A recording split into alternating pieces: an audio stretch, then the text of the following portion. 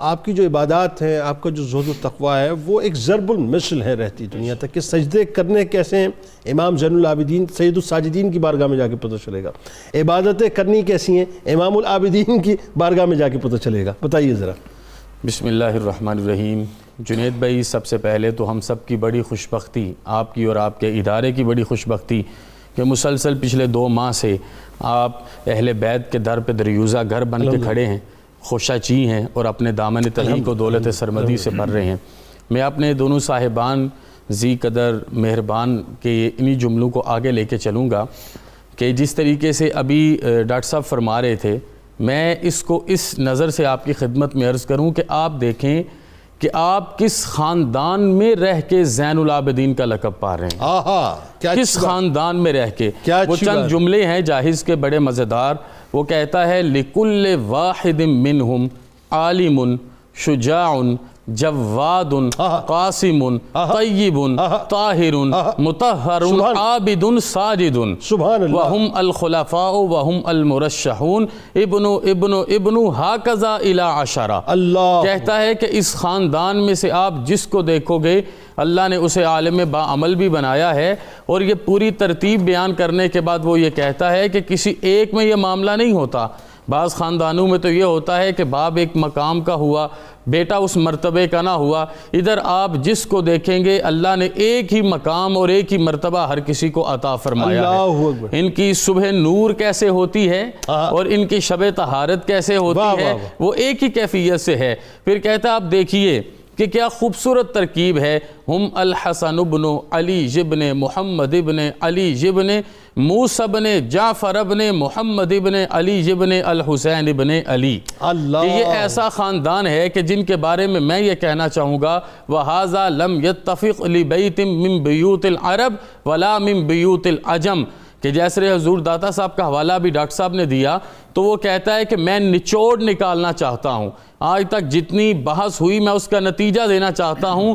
عرب اور عجم میں تلاش بسیار کر لو، آپ کو مولائے کائنات اور سیدہ کائنات کے خاندان جیسا کوئی خاندان نہیں ملے گا۔ اور اب آپ کو لقب ملتا ہے زین العابدین کا اس خاندان میں سے کہ جن کے دادا جب دنیا پر تشریف لاتے ہیں تو دیدار مصطفیٰ کرتے ہیں، اور جب ظاہراً دائی اجل کو لبیک کہتے ہیں تو دیدار خدا کی رعنائیوں سے اپنی جبین کو منور کرتے ہیں۔ آپ کی دادی ماں جب رات کو خلوت نشین ہو جاتی ہیں تو باطن کے پردے ہٹ جاتے ہیں اور بتا تیری رضا کیا ہے کہ اعلان عام شروع ہو جاتا ہے۔ اور آپ کے بابا تو حضور کی حدیث کے مطابق آج بھی سجدے کی حالت میں ہیں کہ 180 زخم کھائے تھے پھر بھی سجدہ قضا نہیں کیا، سر کو سجدے میں رکھا ہے اور حسین ہونے کا ثبوت دیا ہے۔ ان کے شہزادے علی زین العابدین جب آپ وضو فرماتے، کیا درجہ، کیا مقام، کیا مرتبہ، کیا حسب، کیا نسب، کیا عزت، اس کے باوجود جب وضو فرماتے، یہ آج کے مومن کے لیے کیفیات سمجھنے والی ہیں، جب وضو فرماتے چہرہ زعفرانی ہو جاتا،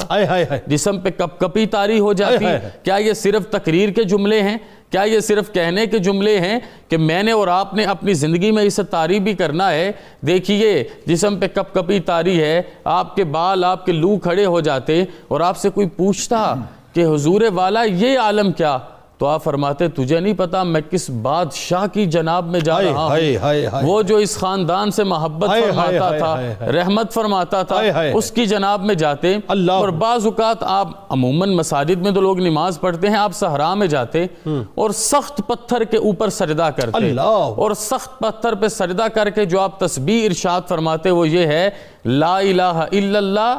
حقا حقا، لا الہ الا اللہ تعبدا وغرقا، لا الہ الا اللہ ایمانا وصدقا، ہر لحاظ سے اپنے رب کی خدمت میں اپنے بندے ہونے کا اعلان کرنا اور اس کی